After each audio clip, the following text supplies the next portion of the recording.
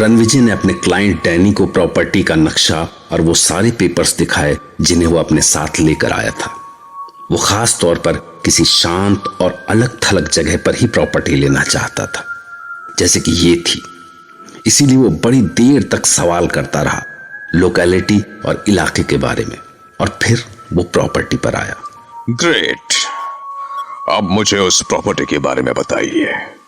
हाँ, तो ये देखिए, ये इमारत दिख रहे हैं, ये काफी पुरानी है, ऊंची पत्थरों की चहर दीवारी से घिरी हुई। हाँ, ये जरूर है कि काफी वक्त से मेंटेनेंस नहीं हुई इसकी, तो इसे रहने लायक बनाने के लिए काफी पैसा खर्च होगा। ये यहाँ पर पुराना जंग खाया हुआ गेट है। टोटल कितना एरिया होगा? 24 एकड़। बहुत सारे पेड़ है। एक्चुअली कुछ पेड़ तो ओनर ने ही लगाए होंगे और बाकी इतने समय में खुद ब खुद उग गए। जंगल सा ही है एक तरह से। यहाँ पे एक बड़ा सा तालाब भी है, यहाँ इस चर्च के पास। मुझे ऐसी बड़ी और पुरानी इमारतें पसंद है। दरअसल मैं पुरानी पीढ़ी का हूं, तो आजकल की नई इमारतों में दम घुटता है मेरा। सनलाइट जितनी कम आए उतना अच्छा है। आप महसूस कर सकते हैं, बरसों से इस पुरानी इमारत में रहते हुए मुझे ठंडी हवाओं की आदत पड़ गई है। अपने विचारों के साथ अकेला रहना पसंद है मुझे। गिव मी अ मिनट, मैं अभी आया। उधर वो गया और इधर रणविजय ने खुद को वहां रखी ढेर सारी बुक्स में उलझा लिया। इतनी सारी बुक्स में वो खो सा गया और लगभग घंटे भर बाद डैनी फिर से उसके सामने था। अरे वाह, अभी भी किताबों की खाक छान रहे हैं। चलिए, खाना तैयार है।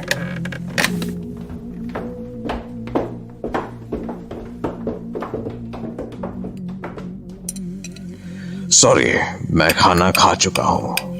Hope you won't mind. एक बार फिर से शानदार डिनर हुआ और एक बार फिर से वो सामने बैठकर रणविजय से बातें करता रहा, पर तभी मुर्गे की बांग ने उसे चौंका दिया। दरअसल यही वजह है जो मुझे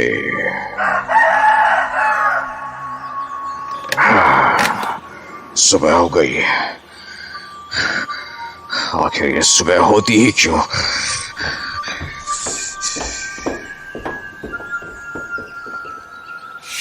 उसके जाने के बाद रणविजय ने खिड़कियों के पर्दे बंद कर दिए। सारी रात की बातों के बाद उसकी पलकें भारी होने लगी थी, पर जैसे कि उसकी रोज की आदत थी, वो सोने से पहले डायरी लिखने बैठ गया।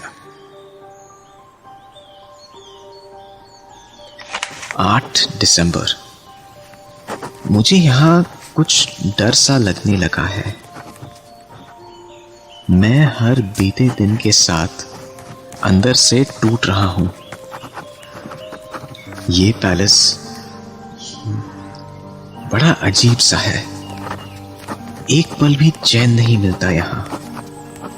बस एक बार मैं यहाँ से सही सलामत निकल जाऊं तो फिर कभी लौट के नहीं आऊंगा। जाने यहाँ ऐसी कितनी रातें आएंगी। अगर यहाँ कोई मुझसे बातें करने के लिए होता तो शायद मैं इस डर से थोड़ा लड़ पाता, पर इतने बड़े महल में मेरे अलावा और कोई नहीं है। वो डैनी मुझसे बातें करता है लगभग सारी रात, पर उसके साथ मुझे अजीब सी बेचैनी होती है। लिखते हुए मुझे डर लग रहा है कि शायद यहां जिंदा इंसान बस मैं ही हूं। सच कहूं, अगर ये डायरी ना होती तो मैं जाने कैसे जीता।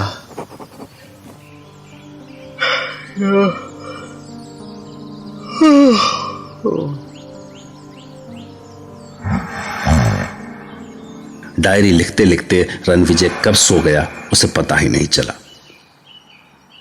पर कुछ ही देर हुई होगी कि अजीब सी बेचैनी ने उसकी नींद खोल दी।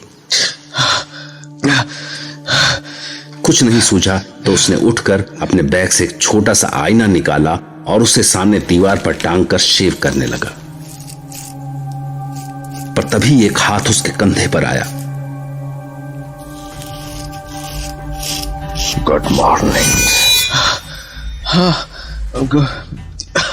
Good morning. मैं इसे देख क्यों नहीं पाया आईने में? बाकी सब कुछ तो दिख रहा था।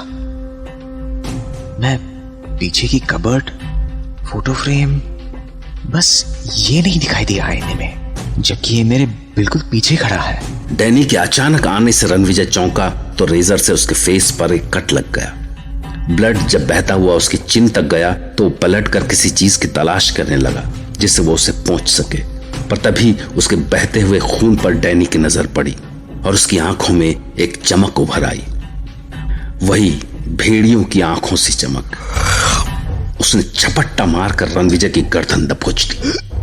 वो अपनी गर्दन छुड़ाने की कोशिश में पीछे हटा तो डैनी का हाथ उसके गले में लटकती ताबीज से टकराया और उसने चौंक कर अपना हाथ पीछे खींच लिया। अपना ख्याल रखा करो। देखो कितना बड़ा कट लगा है तुम्हारे गाल पर।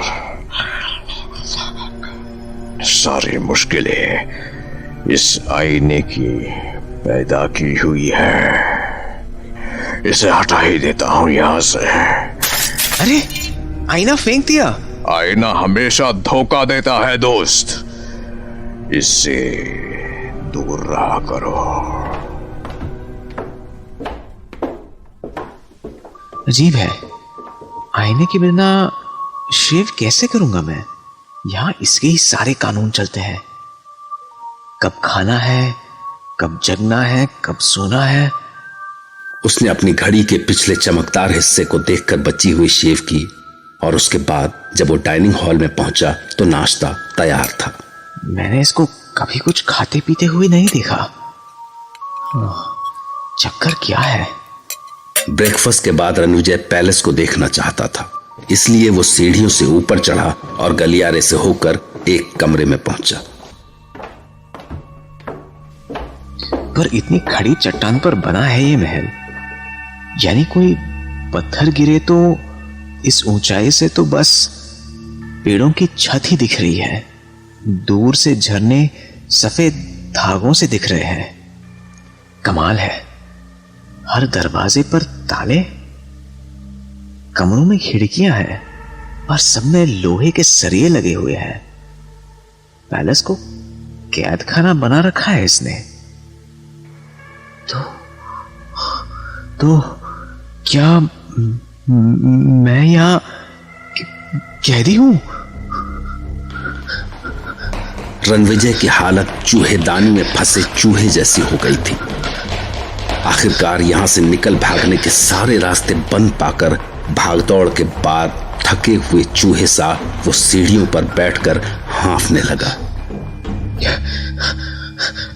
अगर मैं यहां कैदी हूं तो मुझे कभी भी खत्म कर सकता है।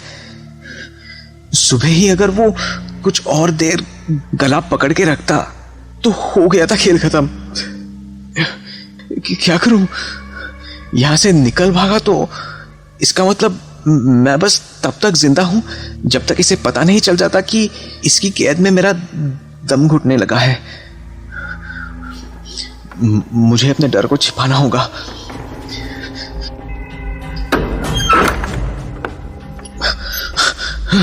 लगता है वो आ रहा है। इससे पहले कि वो मुझे देख पाए लाइब्रेरी पहुंचता हूं।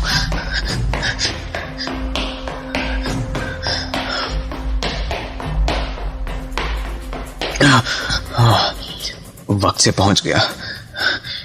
शायद वो मेरे कमरे में है। यहां से झांक कर देखता हूं। वो क्या कर रहा है मेरे कमरे में? चादर ठीक कर रहा है। मतलब इस पैलेस में कोई नौकर नहीं है। घर के सारे काम यही कर रहा है।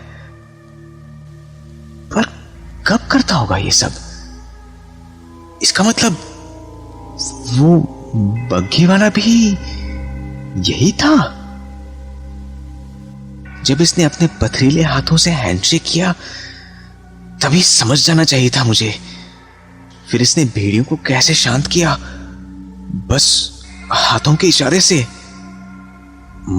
मतलब ये सारी काली घाटी इसकी रियासत है और भेड़िए इसकी प्रजा।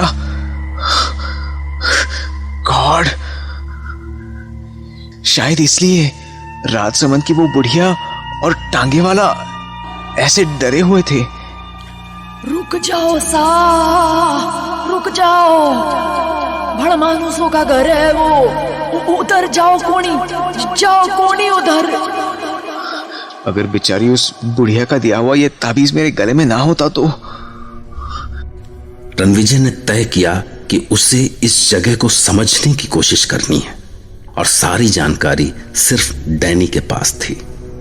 अगर मैं अपनी बातों से उसे मजबूर कर दूं कि वो अनजाने ही सारा सच उगल बैठे और मुझे यहां से निकलने का रास्ता पता चल जाए। हाँ, यही तरीका है। कुछ सही सवाल और पर किसी भी हाल में इसे मुझ पर शक ना हो। हाँ, निकल गया बिल्ली की तरह दबे पांव। बस आज रात की बात है जब मुझे यहां से निकलने का कोई रास्ता मिल सकता है।